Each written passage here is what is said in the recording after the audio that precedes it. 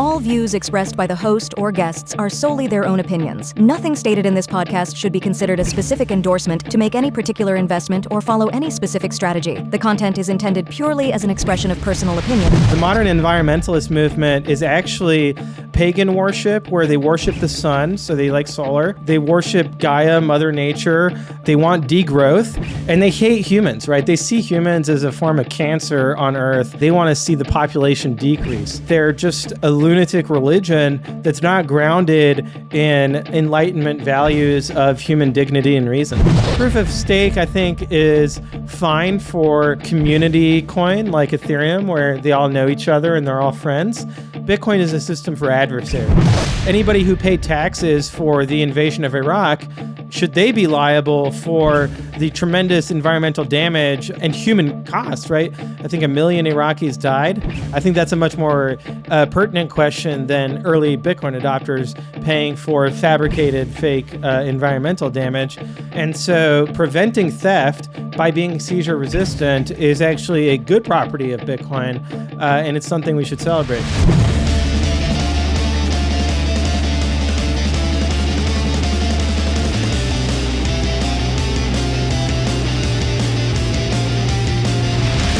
Welcome to All in Bitcoin, Pierre. Great to have you here. Thanks for having me, CK. Before we get into all Bitcoin and more, I would like to warm up and get to know you a little bit better with my 21 takes on Pierre. Okay. What were the topics of conversation at the dinner table at home? So my parents did talk about politics at the dinner table, and they also talked about banks and currencies and the stock market, because my dad worked in semiconductors for a publicly traded company, and so I would hear about the stock options and what the market was doing. And then because we were moving between France and Scotland and the US, I'd hear about currency conversion and topics like that. I think that's probably maybe the seed of where I got interested in a topic like Bitcoin. I was going to ask you, who or what pulled you into Bitcoin? Yeah, so, on top of just growing up in that context, I also became very interested in software and open source software and free software in high school. So I would listen to Richard Stallman lectures where he would talk about the philosophy of why users should have access to the source code. And I thought that was very compelling. And I would go and try to install Linux on my parents' old computers. And then I got interested in Austrian economics. I'd go to Wikipedia quite often. And one day on Wikipedia, they had a featured article of anarcho-capitalism. And when I read that article, I found it very compelling. It drove me to Mises.org, which is a think tank that focuses on Austrian economics.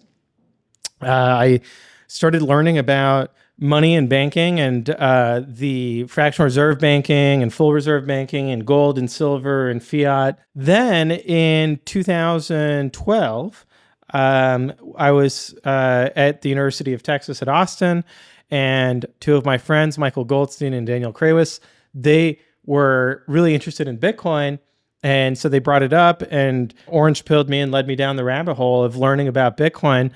It made a lot of sense to me that with 21 million Bitcoin, it's better than gold, and it's open source, so I don't have to trust it. I can, actually see the source code for myself, see what it does. That would, make it such that Bitcoin's adoption would be far greater than any other kind of political reforms that libertarians would advocate for with regards to the monetary system. At what age did you start reading about money? Yeah, so this was my sophomore year of high school. So I guess I was, 15. Wow, yeah. That's fairly early. Yeah, I got lucky. I mean, thank God I came across that topic pretty early, and I was kind of just intrinsically interested in it. Donald Trump. Yes. What would you say? It's funny. In high school, I remember my last year of high school, I took a business class, and the business class turned out to just be watching The Apprentice. That was my first introduction to Donald Trump, was watching The Apprentice in high school. I liked him because he kind of shares my sense of humor, which is kind of tongue-in-cheek. Sometimes you can't tell if he's joking or not, but he's like half joking, half serious. And he'll speak in hyperboles, and that some people that doesn't connect with him. I thought it was great, and that he's somebody who's clearly driven and wants to do things in the world rather than working on other people's ideas. What drives you totally insane? Right now, it's really around environmentalism. So I think that the environmentalist movement has been hijacked by the carbon cult that wants to use carbon emissions and global warming as a way of controlling the global economy, and that's their priority, rather than having a priority of let's improve the environment and let's clean it up. Because I think that there's lots of forms of pollution that are far easier to address than carbon emissions. So, for example, seed oils in our food are pollution, right? You've got people who are feeding their children engine oil, and people are getting sick from all of this. You've got an obesity epidemic. It's having just tremendous, devastating costs on society today. And then they're obsessed with carbon emissions in 2050. You've got microplastics. So just tiny pieces of plastic in the food supply that we're all eating. We're eating microplastics, terrible form of pollution, not a priority. No, the priority is making sure that you don't use electricity because of the indirect carbon emissions. So that I think is what drives me crazy. I think that because the way that we address all the forms of real pollution is through technological progress, through increased energy use. And plenty of countries, whether it's France or the United States, struggle with the problem of litter, right? Trash out in the streets. And what we need are robots that automatically go around and pick up the trash, right? And that takes up technology and that takes up lots of electricity, but it's good for the environment. And so the modern environmentalist movement is actually a form of pagan worship where they worship the sun, so they like solar. They worship Gaia, Mother Nature. They want degrowth, and they hate humans, right? They see humans as a form of cancer on Earth, and that they want to see the population decrease.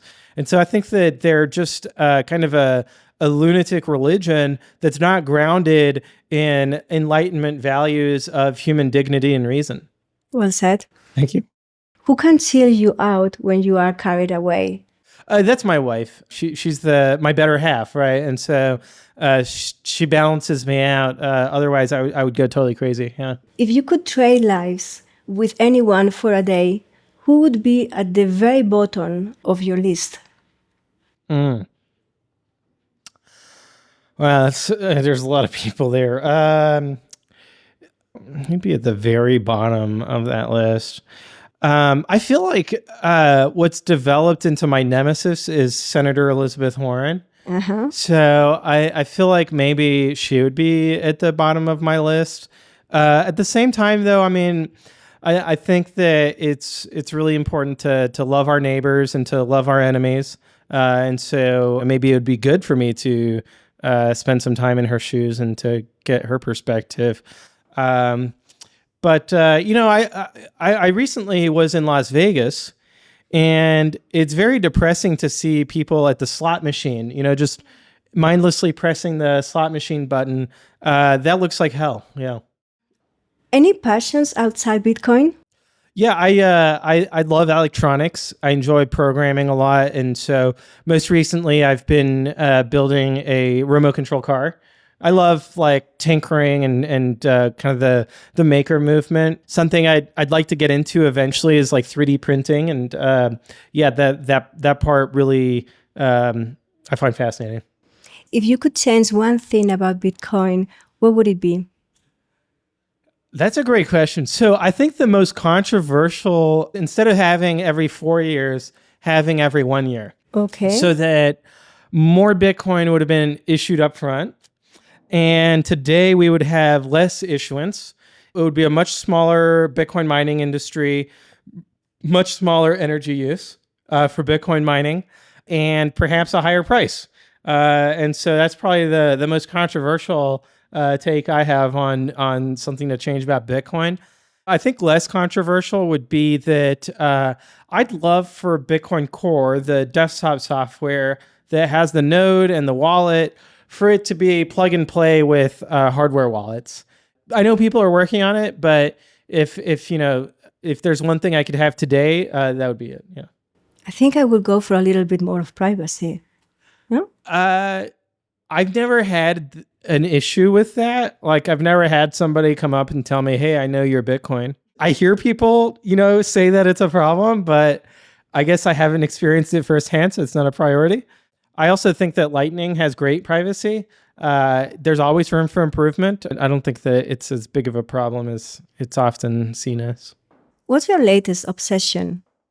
So, I'm building this remote control car, and then I start learning about these remote control airplanes that have extremely powerful motors on them. They can go 100 miles per hour. So I've been obsessing over reading about them. That's the latest obsession. Yeah. Are you a shower or a teller? I'm a teller. Yeah, I can talk for a long time. The first time I came to El Salvador, I provided a 5-hour lecture on Bitcoin mining. So now there is a show element to that, in the sense that I always come with slides. So I love data visualization, and that's something that I'm passionate about, is SQL and Python, and getting all the right data to be able to present reality to people. What's the most exciting moment in your Bitcoin journey so far? There's the first Bitcoin transaction I did, and then there's the first Lightning payment that I did that were pretty exciting, just in terms of firsthand experience. And then testifying in front of the Texas Senate, that was pretty exciting. So getting in front of a very, well-respected audience and speaking the truth about Bitcoin, I think that's the highlight for me. Best movie ever? I used to say V for Vendetta, but as I get older now, I don't see it as I see it as a more immature movie, to be honest. And as I've gotten older, I've gotten a lot more into religion. So I'd have to say Mel Gibson's Passion movie is the best movie ever. How come you got into religion? So it really came with having children, that I realized what innocence is, right? And so children are just by their nature the most innocent. They're like 100% innocent. They haven't done anything wrong yet, to their knowledge, right? They don't know any better. And then it made me realize how much guilt I'm carrying around as an adult, and that when I read the story of Jesus Christ, that speaks to me of, okay, hey, you don't have to carry that guilt around. You can be forgiven. You can just let that go, and then you can live. And I think that's really important for folks to understand. The last good book you've read? I just finished reading a biography of St. Catherine of Siena. Okay. So also on the same topic of religion. People like to talk about religious people who are hypocrites, right? Who say one thing and then they do something bad, and doesn't that prove their religion is bad? But when we look at all of the saints and all of the lives of the saints, we have to recognize that there are religious people who have lived out their religion in the most extraordinary forms possible, and that it's something that we can learn from. What's the one thing about Bitcoin that most people think they understand, but actually get completely wrong? Okay, so that one is with Bitcoin mining. So people say, Bitcoin mining secures the network, right? It's a phrase that I hear all the time. It's completely false. It's Bitcoin nodes that can secure the network in any meaningful sense of the term. Bitcoin miners have a very narrow role in the system, and they propose blocks to the nodes, but by no means are they the ones setting the rules or even verifying the rules they're the ones operating within the rules, just like a Bitcoin wallet would. And so I think that's the biggest misconception out there. How do you chill and avoid burning out? Yeah, that's a good question. Goes back to religion again, prayer. I think that's a great way. I mean, for people who are not into like organized religion, they, meditation and the sauna, because of all the microplastics in our food, we've got to sweat them out. And taking breaks, right? So it's not like it feels like I think about Bitcoin 24/7, but I also, take breaks to spend lots of time with my family and to spend time on other hobbies like electronics, like, reading and politics. Also, I find politics to be fascinating. So I love to read about politics, understand it, read about history, and then try to influence the political process as well. It's really exciting to me. Nostr. I think Nostr is when I think about non-hardware technologies, it's the second most exciting technology, second to Bitcoin. I have done lots of little Python programming projects for myself around Nostr. I think that it's something I want to build because I'm a Twitter guy, so I'm like obsessed with Twitter. I need to bridge those two, right? And I feel like that there needs to be, ideally, Twitter would join Nostr, right? And then I wouldn't need to post twice on both accounts. So it's something I need to be better about, is to post on Nostr more than I post on Twitter. And it's challenging because in an ideal world, Elon Musk would not have acquired Twitter, and it would have continued to be worse and worse in terms of censorship. And then more people would have gone to Nostr, and it would have driven the growth of Nostr. But because Elon Musk did something really virtuous, which was to acquire Twitter and to give it free speech, I think that it actually took demand away from Nostr, ironically. Your non-negotiables? I think an adherence to the truth. I try to never lie. If I ever do, just call me out. But I think that's the most important. Well, thanks for sharing, Pierre. Yeah. Now I want to talk with you about common myths and misconceptions about Bitcoin. I think it's very important to clarify these misunderstandings. So let's start with Bitcoin transactions are anonymous and cannot be traced. They are pseudonymous, and Satoshi really explains kind of the privacy model for Bitcoin in the white paper.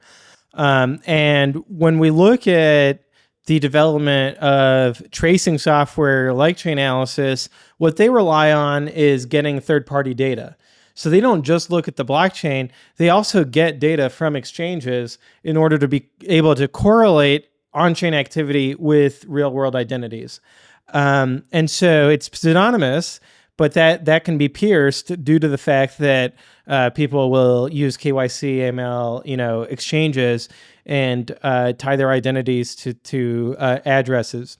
Even if you have your identity tied to one address, if you go and spend that Bitcoin, and you might actually be sending it back to yourself to a new address, but there's no way for a third party to know if you sent it to your own address or to a third party, and that you spent the Bitcoin, right? So, or that you got hacked, right? And so, I think that there's lots of nuance to it, and that unfortunately, what we've seen is courts don't quite understand the nuances of the tracing technology, and they ascribe more confidence to it than they ought to. Bitcoin harms the economic stability of the USA and the dollar. It's like, okay, if you have Netflix and you have Blockbuster and Netflix is doing well and it's taking market share away from Blockbuster, then it does undermine the stability of Blockbuster. And that in any kind of historical technological shift, whether it's from railroads to cars or from horses to cars, that the incumbents lose market share and are destabilized by a new technology. And then it's a question of, from a policy perspective, do we want to try to stop innovation and stop people from using a better system in order to lock them into legacy proprietary systems?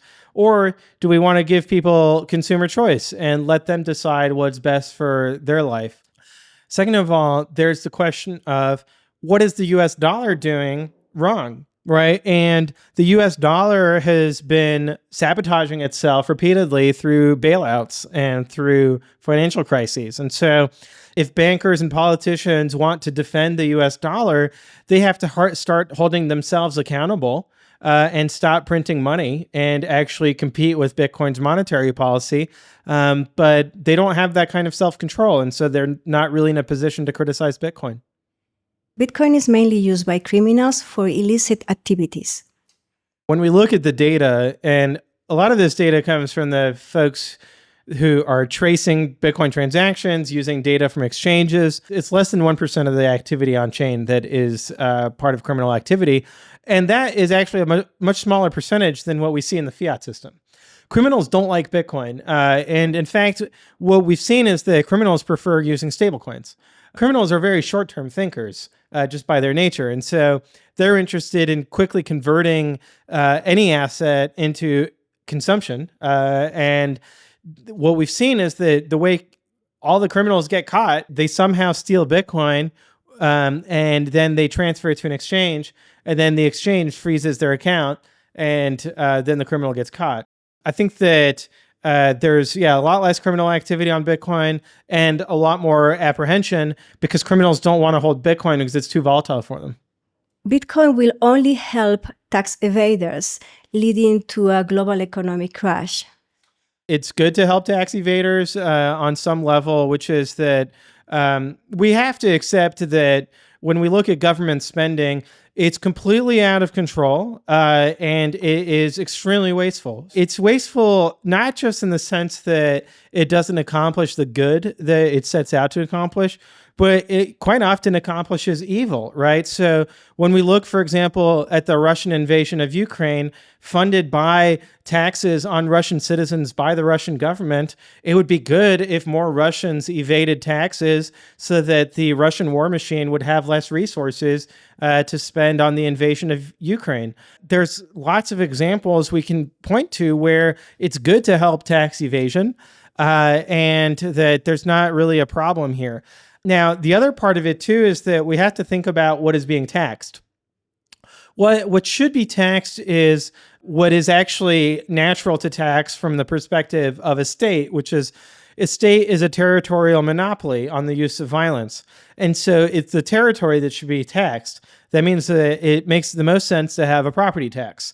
All other forms of taxation are worse, in my mind, than a property tax. Maybe second to a property tax, in terms of preference for me, would be tariffs, because now you're talking about goods and services entering and leaving the territory. But when people complain about tax evasion, quite often it's because they are interested in stealing from others. And I strongly believe that theft is wrong. And so preventing theft by being seizure resistant is actually a good property of Bitcoin. And it's something we should celebrate. Well said. Bitcoin users are all libertarians or anti-establishment. I think that's false. And it's false for one reason, which is that everybody needs money, right? And so money is a universal good. It's a very transactional perspective on Bitcoin of thinking about it as purely as a means of payment, a medium of exchange. But the reality is that what everybody gets censored is their savings.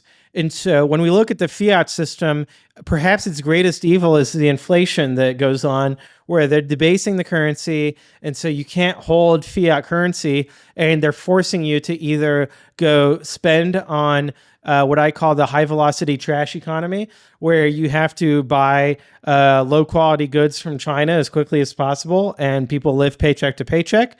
Or they force you to invest in, subprime mortgages and other, bad investments to try to stay ahead of inflation. They do that by debasing the currency. And that has nothing to do with libertarianism. everybody wants to improve their lot in life and give their kids a better life. And so it just makes sense that everybody wants Bitcoin if they understand the problem that it solves. We don't need Bitcoin since our money is already digital. That's a very strong argument against digital currencies and like central bank digital currencies. I think that that's an argument I've actually heard from opponents of CBDCs, that everything's already digital, so it's not a need. I think that's a fine argument, but it misses that, when we think about Bitcoin, it's not just digital, but it's cash, it's electronic cash. And so that's really what makes it so important, is that when you're a part of the Bitcoin network and you're running your own node and you're holding your own keys, you're not just being your own bank, and it's not just digital, you're being your own central bank, and that you're actually plugged into the monetary backbone, and you're a first-class citizen. You're not relying on a third party, and you're not having to trust a third party to be able to accomplish what you want. And so you've got to be digital, but you also have to be permissionless. On that note, Bitcoin has no utility. Yeah, so Bitcoin's greatest utility is, I think, twofold. One is the freedom to send and receive, right? So the transactional utility of Bitcoin, and being able to do that globally 24/7 without anybody's permission. And the second utility is long-term savings, being able to transport money through time, and to say that, okay, well, I've put all this energy into saving money by working and spending less than I earn. I need to be able to transport that 30 years into the future. The only money that can do that reliably is Bitcoin, and that's just a tremendous amount of utility. It goes back to a debate in monetary economics that goes back hundreds of years between what's called the banking school and the currency school, where they would debate the utility of money, and that just holding money, they saw that as an activity that would slow down the economy, because now you're not contributing to the velocity of money. You're not contributing to somebody else's income that's going to spend it to move the economy forward. And then the counter to that was that the reason people hold money is to hedge against future uncertainty. And so when you start preventing them from being able to hedge against future uncertainty, then in the future, they won't have the cash that they needed. And then you'll have economic cycles of people cyclically not having enough money, and that causing the economy to crash. And I think that on top of that, it has a negative psychological implication. That is that when you don't have the utility of Bitcoin, it's a hedge against uncertainty. Now suddenly you have neuroses developing of anxiety, right? And I think modern society is riddled with anxiety, and people are medicating themselves for this. And that perhaps if they had a currency that had the utility of Bitcoin, then they wouldn't have all this anxiety and they wouldn't need their meds. Bitcoin is worthless because it's not backed by anything. It's a metaphysical argument, essentially, because it is arguing that Bitcoin exists outside of time and space, because if it did exist within time and space, then it has to be backed by something in the material world, right? And I think that it's mostly from a perspective of people who don't think of computers and software as being real. So when they talk about virtual currency and virtual reality, to them, it's the same as talking about spirituality, right? That it's something that does not exist in the material world and that exists in a different plane of existence. And I also see that as a form of paganism. It's just, it comes down to a lack of education, right? So people don't understand how semiconductors work. They don't understand how electricity works. And so they think that, software is not real. The truth is software is real. So software exists in a time and place, and it is just as real as gold is, right? And so gold is backed by gold. Bitcoin is backed by software. It's backed by electronics. It's backed by hardware and by electricity. And so there's not really any difference other than one of understanding. So the value of Bitcoin is based on how much electricity it takes to mine them. This, I think, should be reformulated as the amount of electricity it takes to mine them is the result of the value of Bitcoin. And so when the mining reward started out as 50 Bitcoin every 10 minutes in 2009, when Satoshi first launched Bitcoin, the value of Bitcoin was $0. And so even though the mining reward was a lot of Bitcoin, if we multiply it by dollars, zero. And so then the amount of mining that was happening was close to zero. It was Satoshi's computer, which didn't consume a lot of electricity. And as we go further along, the amount of electricity has increased purely due to the fact that the Bitcoin price has increased more quickly than the halvings have occurred. And so, the new issuance gets cut in half every 4 years. If the Bitcoin price goes up by a factor of 10, then the miners are incentivized to compete against each other by plugging in more mining rigs, increasing the hash rate, increasing the energy consumption. And so it's really driven by the value of Bitcoin rather than the reverse. Early Bitcoiners were unfairly rewarded. So I have heard a lot of stories from early Bitcoiners who sold too early. And so, they got Bitcoin at $1 and then they sold it at $100 and now it's at $90,000. So it's in some ways it's a relay race, right? Where they feel like, okay, they got their gains, they're cashing out, they're handing the baton to the next generation. And you can see that phenomenon on chain. So there's what's called hodl waves, where you see people buy Bitcoin during the bear market and then they sell it during the bull market. But they are terrible at timing, and so the price will keep going, and so they'll sell it at prices that will never be seen again, right? And so I don't think that it's the case that early adopters are unfairly rewarded, in particular if they didn't sell, right? So if somebody got Bitcoin at 10 cents and they're still holding it at $90,000, they have lived through so much volatility and they have absorbed so much risk that I think that they should be rewarded for the amount of risk that they have underwritten and that they've been essentially supporting the price by not selling. They've more than paid their dues. They're public servants. It's almost an act of virtue. You can look at Satoshi Nakamoto. He has billions of dollars worth of Bitcoin that he has not moved. Now, maybe he's dead, maybe he lost the private keys, but let's say he's still alive and he still has the private keys. And let's say somebody's saying, oh, Satoshi Nakamoto is being unfairly rewarded. I'd say, no, not at all. He's a great man that is not spending his Bitcoin, which means that everybody else's Bitcoins are worth more. And so for people who want to spend their Bitcoin today, Satoshi is helping them by not competing against them by selling his Bitcoin. And so in a way, I see the hodlers, the people holding Bitcoin, are performing an act of anonymous charity, right? Where they are anonymously giving purchasing power to today's spenders of Bitcoin without knowing them. And it's completely opposite of the other perspective. Bitcoin is way too difficult to use. Yeah, I think Bitcoin is difficult to use, to be honest. I think that if we look at the history of cars started out as very difficult to use. People had to work on their own cars. If you look at the Model T, it was very challenging. And so I think that it comes down to education, but also improving wallet software, improving the tooling around it. It is less difficult to use than checks, for example, but it's still harder to use, I think, than cards.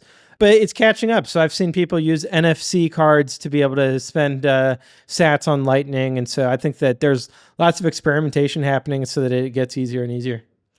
Satoshi will return and crash Bitcoin's price. That would be great. I'd be buying at that point. And, it's his right to do so. If he wants to crash the price, that's, Bitcoin's permissionless, so he can do that. The price is volatile, so the price is going to crash whether Satoshi comes back or not. And that's why people have to really think about Bitcoin within the context of their overall financial planning. And that's what my wife is focused on. She's a financial planner. She has lots of clients who are Bitcoiners, and she helps them plan for crashes so that they're not having to sell their Bitcoin at the worst moment. Rather, they're in a position to be able to continue to dollar cost average and buy more Bitcoin. Let's heat things up. Bitcoin is bad for the environment. Yeah. In every regard, Bitcoin is at least less bad for the environment than fiat is, if not good for the environment. First of all, from the perspective of e-waste, right? People talk about kind of the mining rigs becoming obsolete and then what happens to them. One is that they get repurposed to where, you'll see mining rigs that are in places where electricity is free. And so it doesn't matter how old they are, how inefficient they are. People will use them because you can buy them for cheap and then you can plug them in and you can be continuing to extend their useful life. Second, they are far easier to recycle than cell phones, for example. Bitcoin mining rigs don't have batteries in them. Batteries are a major complexity in recycling, and they don't have screens in them. So screens also are more complicated to recycle. They're basically just aluminum and silicone, and those are the two easiest parts to recycle, in plastic, of course. That's from the hardware perspective. From the electricity perspective, there are throughout the world places where people are mining Bitcoin using coal-fired power plants. And if we want to reduce the amount of pollution from coal-fired power plants, which I think we do, because setting aside the debate about carbon and climate change, coal-fired power plants emit particulate matter, so PM10, PM2.5. Those are terrible for our lungs. Sodium oxide, nitrous oxide, those are bad for humans. They're bad for animals, trees. They're bad for the environment. So we want less of that. Now, the solution there, I think, is a regulatory solution.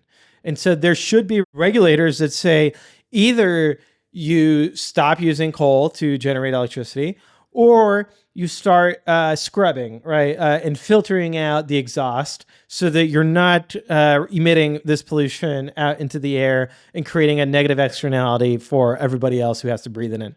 I'm fully in favor of that regulation.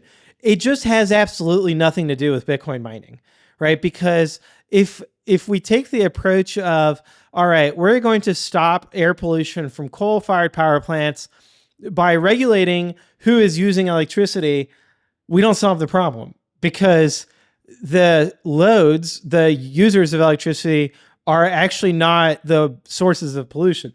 The sources of pollution are in the producers of electricity, and that's who should be regulated, so that then it creates an economic incentive to produce electricity using cleaner sources, whether it's natural gas, which produces way less harmful pollution than coal, or nuclear, or solar, or wind, or geothermal, or hydroelectric. So there's lots of ways to produce electricity that don't pollute like coal-fired power plants do, or like another big one is oil plants. So those are terrible, but getting those out of the supply chain is a regulatory challenge for the power producers. It's not and should not be of any concern to the consumers of power. Otherwise, it's like saying, if you shop at a supermarket and somebody who works there, if they slip and injure themselves, should the people who shop at the supermarket be liable for the injury of the worker at the supermarket? I mean, it would be absurd to say that, shoppers should be doing their due diligence to make sure they don't shop at places where people accidentally injure themselves. And so it's kind of a new form of liability where they're trying to draw tangential saying, and this actually started with the oil and gas companies. So the oil companies, when they started talking about carbon emissions, they started saying, well, we're not polluters, you're the polluter because you're paying us to pollute. And so it was a way for them to shift responsibility away from their activities and onto a broader constituency that is the voters, in order to divest themselves of the environmental liabilities that they were creating with their assets. It was clever of them. And unfortunately, the environmentalist movement was stupid enough to fall for it. Bitcoin is mainly mined using coal power. I think in some jurisdictions it is. What I'm most familiar with is the United States, and in particular Texas. And in Texas, coal-fired power plants are now down to, I believe, 7% of the grid. And they're not economical. They're not economical because because coal is expensive, first of all, and second of all, because of regulations from the EPA have made it less and less economical to operate coal plants in Texas. And so when activists attack Bitcoin mining, it's really pathetic that they attack it in Texas, where it's the cleanest Bitcoin mining in the world, and that they should be doing the opposite. They should be attacking Bitcoin mining in Kazakhstan or in China. But the reason why they don't do that is because if they went to China, if Greenpeace went to China and they protested coal plants in China, they would actually be murdered by the Communist Party. And so they don't have that freedom to do that. And so instead, they go to Texas, where they're paid by Ripple and XRP and Chris Larson. They were paid $5 million to pretend to be outraged by Bitcoin mining in the cleanest grid in the world. Bitcoin mining is a waste of energy. Is not a waste of energy, because that energy is going towards two ends that are very useful. The first end is providing transaction finality. So, when people are sending Bitcoin transactions, they pay a transaction fee. That fee goes to the miners, and the miners compete to earn that fee. And so that's where the energy goes, is into having a competitive process for transaction processing.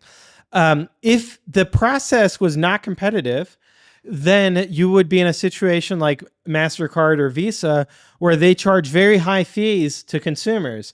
And in fact, people complain about the high fees that MasterCard and Visa charge.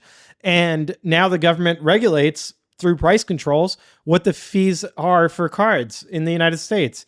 It's crazy communism. And so the way to prevent that from happening is to have competition for including transactions in blocks. And the only way to do that in a decentralized manner is through energy consumption. The second source of revenue for Bitcoin miners, and thus for the energy consumption, is to compete for the new issuance of Bitcoin. And so that is what prevents monopoly profits from issuance, which is called seigniorage in monetary economics. And when we look at the fiat system, so they have a monopoly on issuing currency, right? That's why counterfeiting is illegal. And so that way, only bankers and politicians are allowed to print dollars. When normal people try to print dollars, they face the risk of being killed by the government. This happened to George Floyd. George Floyd had a counterfeit $20 bill that he tried to spend, and then things spun out of control and he ended up dead. And so the fiat system is backed by the threat of violence, of saying, okay, if you try to compete against us, we'll kill you. Whereas the Bitcoin system is saying competition is good, and having a monopoly it's unethical, because it allows insiders, the bankers and politicians, to profit from the new issuance of dollars at the expense of the rest of society that has to pay the inflation tax. And then they go and blame greedy corporations, right? And they try to shift the responsibility to other parties, because they know that what they did was wrong. They can't justify it from an intellectual perspective. And so they have to go and scapegoat others and lie about it. And so it's a combination of theft and dishonesty. And Bitcoin, it's very useful and it's far more ethical than the alternative. Why some people think using energy in general is morally wrong? I think it comes down to primitivism. And so this is an ideology. It goes back to Rousseau, who's French, who had this idea of the noble savage. And so it was this idea that, civilization is bad, and that living in mud huts in a tribal society and kind of just rewinding the clock is better. And it's just I think it's a cognitive bias, and it's kind of a self-destructive one. It also manifested itself, with the Luddites being opposed to change, opposed to technology, new technologies. And that's, I think, always going to be some percentage of the population that believe that. And it's fine for them to believe that. I think, for example, the Amish, right? Like, you can believe that, just go do that. You can go live that life. You don't have to be a part of modern society. The problem is when we give them political power, and then they start forcing their beliefs on others who actually want to improve their standard of living and improve the world for their kids. So Bitcoin uses an old-fashioned energy-heavy system called proof of work. Like Ethereum, Bitcoin should move to proof of stake, a much greener alternative. And Ethereum has proven that is both politically and technically possible. Yes, so there is actually a hard fork of Bitcoin that is proof of stake. And so if people want to use that, they can. It just has not gotten the market cap and the liquidity that Bitcoin has. It's not politically feasible. Otherwise, people would have switched to the proof of stake version of Bitcoin that already exists. And I think the reason why it's not politically feasible is also because of the engineering reason, which is that proof of stake is strictly worse than proof of work. And I think that it comes down to having a physical connection to the world. If somebody steals hash rate in a proof of work system, then all you have to do is flip an electrical switch and turn off those mining rigs, and then that hash rate disappears from the network, and the rightful owners of that hash rate can regain control, because of whatever cybersecurity incident happened that their hash rate got stolen, right? So it's an individual problem when there's a hack. In proof of stake, if your private keys get hacked as a staker, you have to hard fork the protocol in order to recover the funds. There's no physical connection to the real world where you would be able to flip a switch and recover offline. We saw this with Ethereum with DAO hack, where they were able to do an emergency hard fork and reverse the transaction and to undo the hack. And so proof of stake, I think, is fine for kind of a community coin like Ethereum, where they all know each other and they're all friends. But Bitcoin is a system for adversaries, right? So it's a global currency that's neutral. And so it would be impossible, I think, to undo a hack. Like, for example, Mt. Gox, when the Bitcoin were hacked at Mt. Gox, there was no way to reverse that. It's also, that we saw a hack with other exchanges, Bitstamp, Bitfinex, and others. So that, I think, is a critical point. The other point is that by having the blockchain anchored in time through the proof of work mechanism, you don't have this problem of having multiple different parallel universes. Proof of stake, you don't have to commit to any particular chain. And so a proof of stake coin can have multiple parallel chains happening because there's no skin in the game in any particular timeline. And so then they have to do checkpointing, and checkpointing is centralized. So at the end of the day, proof of stake devolves into proof of authority. And the solution I've seen proposed to this, it was a set of researchers from Stanford who suggested that the way to solve the problem of proof of stake is to anchor it in Bitcoin's proof of work. So he called this Babylon. And I think that, it just highlights why we need to have a proof of work chain in the world, and that proof of stake is just fundamentally not as secure as proof of work, just from first principles. Bitcoin increases costs and reduces grid reliability for everyone. Yes, so grid reliability, it's something that gets discussed a lot in the context of Texas. And in particular, because in 2021, there was a snowstorm that caused a week-long blackout. And I was at home with my family. We had our newborn daughter. It was a horrible situation because we also, not only did we lose electricity, we eventually lost water. And so we thought, we would dehydrate to death in our home. And now, thankfully, the electricity came back. And so, and the winter storm went away. But since then, it's been a hot topic in Texas politics of how do we make sure we have a reliable grid. What is certainly the case is that every instance that I've seen of a lack of reliability on the grid has to do with either power generation. So in the case of the winter storm in 2021, even the natural gas power plants froze. So the pipelines of gas into the power plants froze. And so they weren't able to get the gas into the power plant to create electricity. Second of all, you have problems at the transmission and distribution system where the power lines will fail because they have so much ice on them. The power line falls over, it snaps, and then electricity can no longer get from the power plant to the load. There's never been a situation where it's a problem of there's too much load. And that's what Bitcoin mining is. It's load. It really is a fabricated problem that is imagined by critics of Bitcoin mining as a hypothetical situation. And in particular, it's fabricated because Bitcoin miners are only profitable up to approximately $200 per megawatt. And to put that into perspective, a grid scale battery will generally turn on at $400 a megawatt. And so Bitcoin miners turn off very quickly when electricity prices start going up. Whenever there's more demand than there is supply, Bitcoin miners turn off very early. And so they stop being a part of the grid very early in the process of there not being enough electricity. And so in that regard, they are actually a very strong stabilizing force of turning off when there's going to be scarcity, and then also turning on when there's too much electricity. And people don't talk about when there's too much electricity. In Texas, it's not uncommon to have negative electricity prices because too much electricity is being produced from wind and solar. Using fair gas for Bitcoin mining encourages oil and gas drilling because it turns wasted gas into profit for drillers.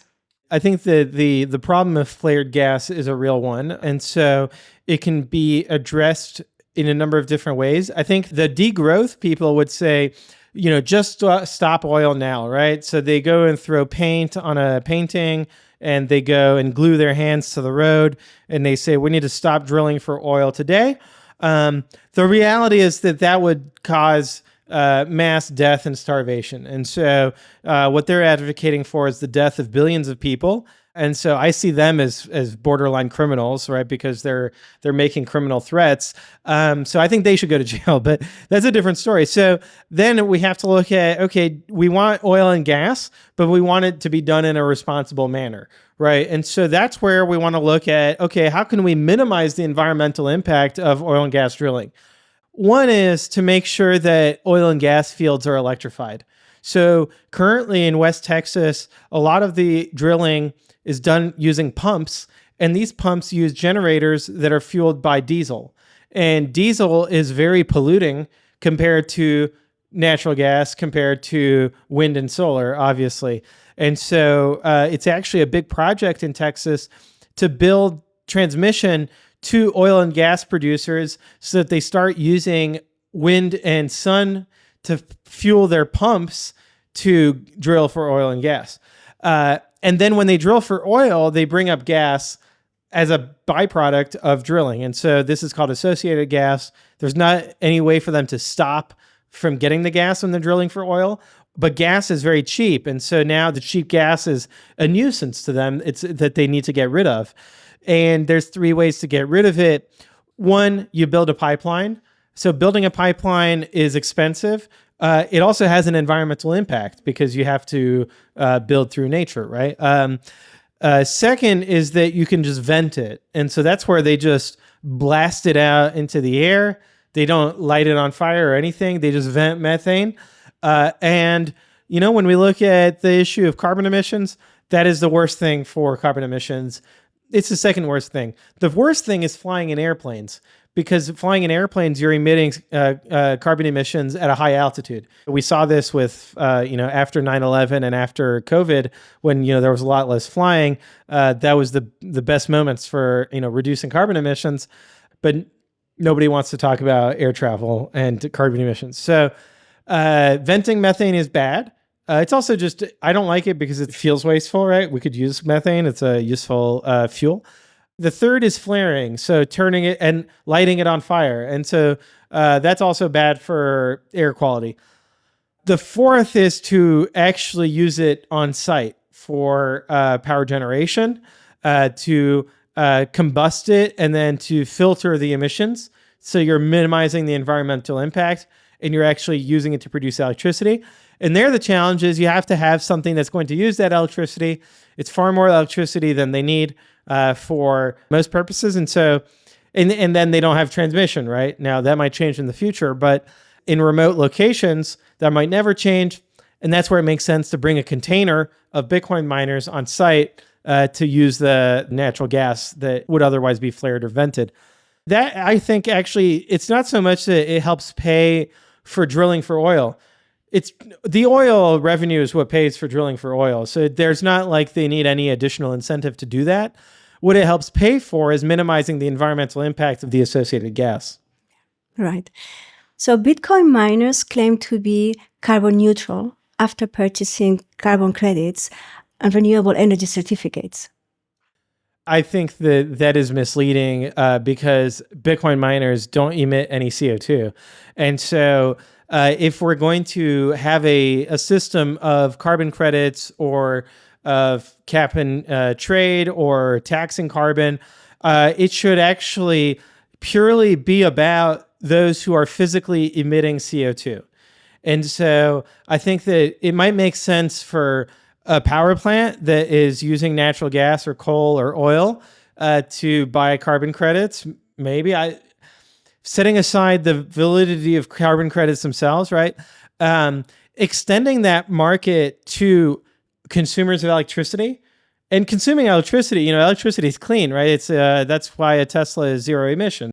But the reason why bankers and politicians want to expand the carbon credit market to other participants is purely to make more money off of them.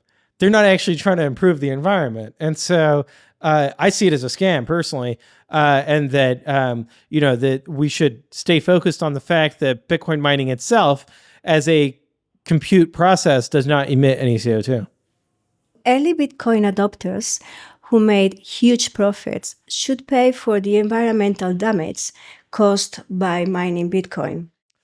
Since there is no environmental damage, I think that, they've got nothing to pay for. I think that a bigger issue would be, for example, looking at taxpayers, for example. So anybody who paid taxes for the invasion of Iraq, should they be liable for the tremendous environmental damage and human cost, right? I think 1 million Iraqis died. Should they be liable for it? I think that's a much more pertinent question than early Bitcoin adopters paying for fabricated fake environmental damage. And it's one that I think is widely rejected. I think that the people who should be held responsible is politicians who make the decisions, right? And so that's why we have a democratic process. So, for example, if you want less environmental impact, then we should vote for politicians who are actually going to solve problems instead of talking about solving problems or just blaming others for problems, which is what we currently have. Bitcoin is the new fracking. So I don't have anything against fracking. I think fracking is a completely legitimate technology, and that it's actually great for human flourishing. I think that the lower the cost of electricity, the lower the cost of energy, the more we can improve our standard of living. And so, yeah, I think fracking is good. Bitcoin is not regulated. On two levels, that's completely wrong because Bitcoin nodes regulate Bitcoin. And so if you disagree with how Bitcoin is regulated by the nodes, then you have to persuade the other nodes that your regulations are better than theirs. And so that means that you have to do work. And that's why Bitcoin's decentralized. Otherwise, if one person could decide what the regulations ought to be for Bitcoin, then it would be centralized and it would just be another fiat system. Second, it's regulated at the on and off ramps between fiat currency and Bitcoin. So if you want to buy and sell Bitcoin, unfortunately, there's a lot of regulations around that. And it's mostly because they want to keep people in the fiat system, right? It's like the Berlin Wall. They have a Soviet communist system of their fiat monopoly, and they don't want people escaping it. And so they've created lots of regulatory problems to try to prevent that from happening. Governments will ban Bitcoin.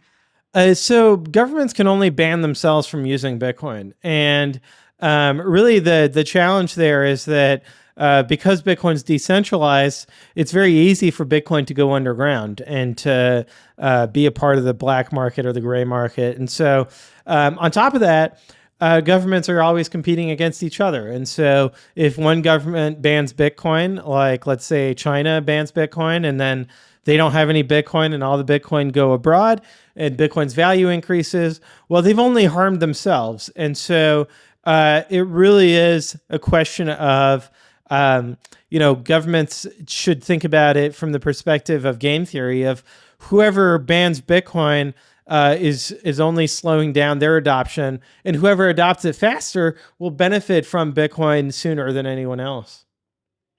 The Bitcoin network can be shut down by governments. So they would have to essentially shut down the internet to accomplish that. And I think the challenge there, it comes down to the fact that governments derive their legitimacy from the people. And so if they engage in tyrannical actions that are opposed to the people, what we've seen historically is that there's a violent revolution and then people get their heads chopped off. And so I think that it's not in the interests of governments to try to attack their own people. I think they have to accept the will of the people and adapt to it. And the faster they adapt to it, the less they lose in the process. Bitcoin has been created by the CIA or aliens. This one is unclear. Yeah, so because we don't know Satoshi's identity, there's lots of conspiracy theories that pop up around that. Personally, I don't think it's important because it's open source, and so it doesn't really matter to me who created it.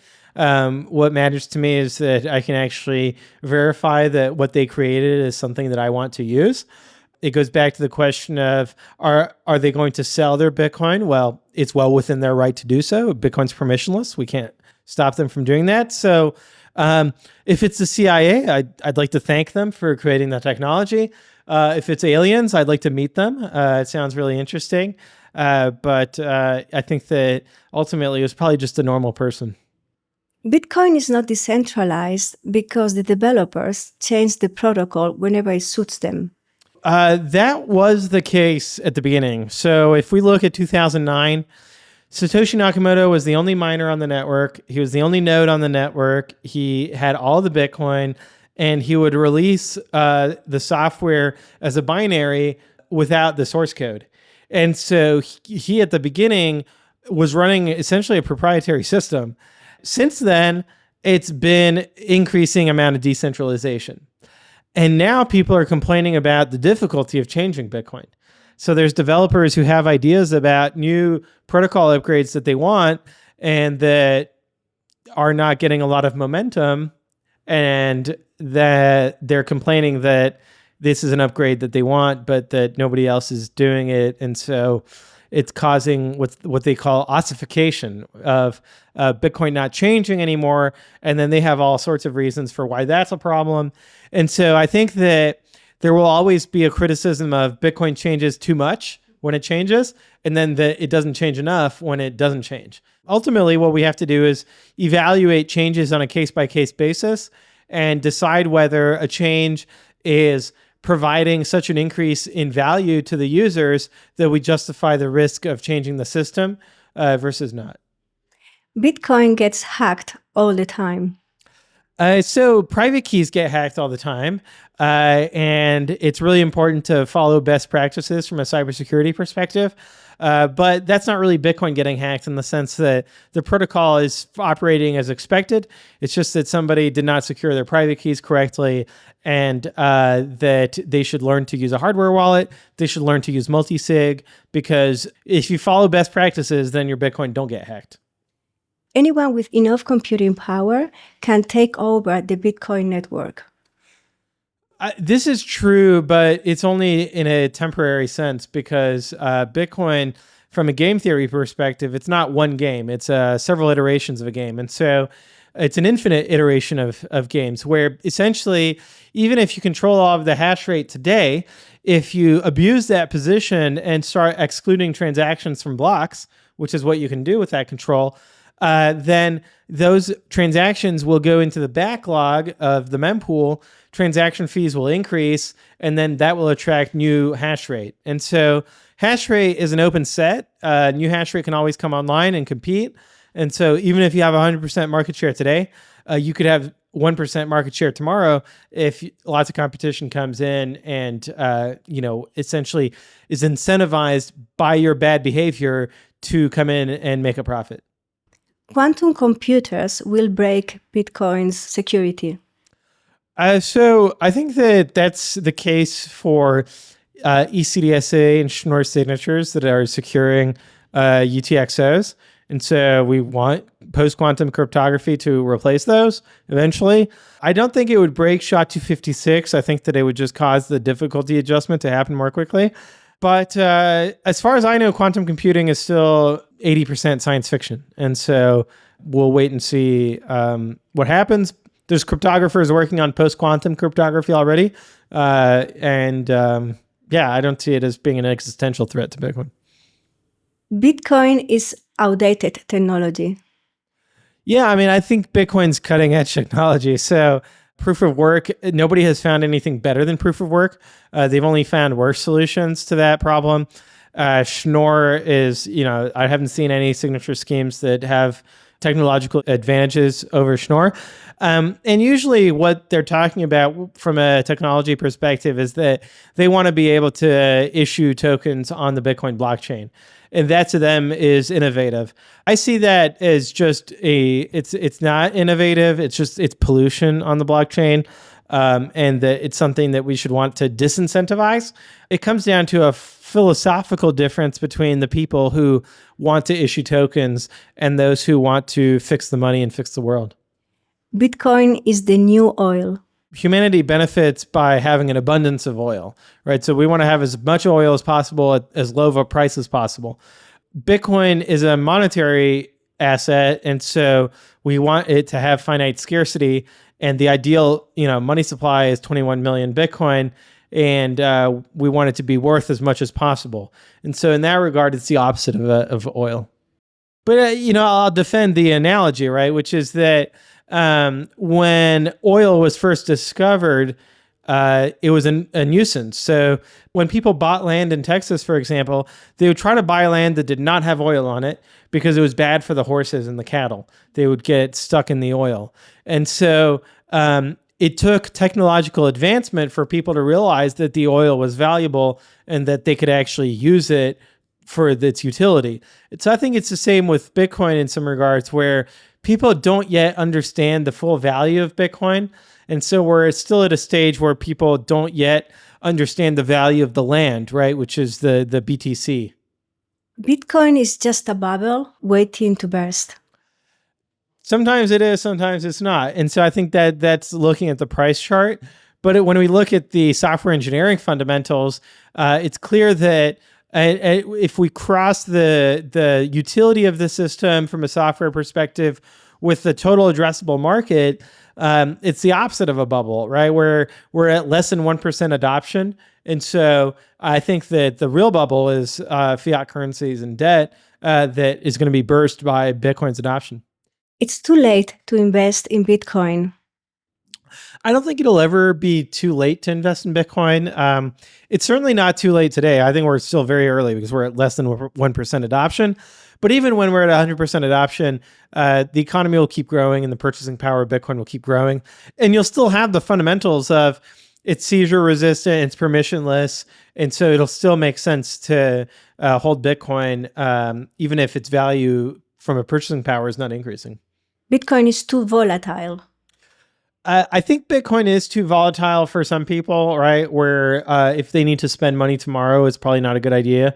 But for people who have the ability to live through that volatility, then they just don't care about the volatility, right? And one way to hedge against that is to not, hold 100% Bitcoin, hold some fiat currency for your short-term spending needs, and then hold Bitcoin for long-term savings. A new Bitcoin will pop up. Lots of new Bitcoins have popped up, tens of thousands of them.